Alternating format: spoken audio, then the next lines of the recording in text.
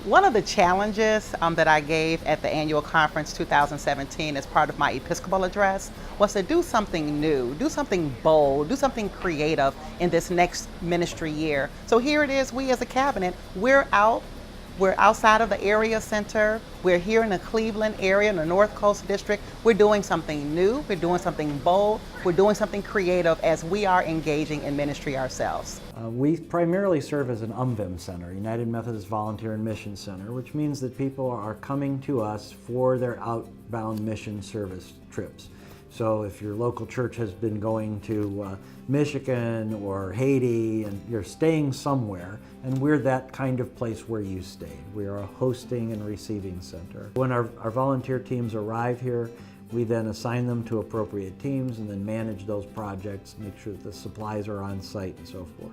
While the teams are here, we're feeding them, we're housing them, maintaining the facility that they're staying in. We are also a neighborhood resource for outreach. So we work in partnership with the Twice Blessed Free Store, which is which is programmed by the Rocky River United Methodist Church. We provide space for them, and we provide some of their volunteers so that they're able to operate and distribute clothing and small household items. In addition to that, we run an emergency pantry for food and toiletry items, primarily for the homeless. Sometimes we'll get people who come to the door, maybe they've just been released from prison and they need help for a couple of days while they're getting themselves established.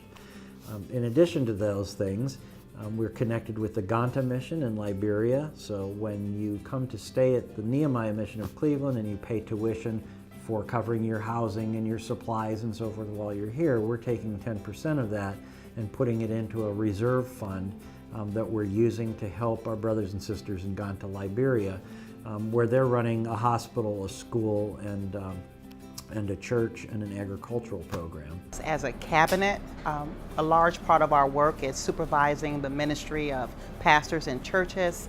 And as a regular part of our meeting, we worship together, we reflect together, we pray together. And here it is now, we have an opportunity and are being very intentional in doing mission and ministry together, being engaged in mission, putting our hands to work together. And so that does my heart good. We really ask our churches to be bold and creative and courageous and out into their communities. You know, we're asking them to kind of do hands-on ministry, be involved in your community, and so it's fun to be able to be a part of that today.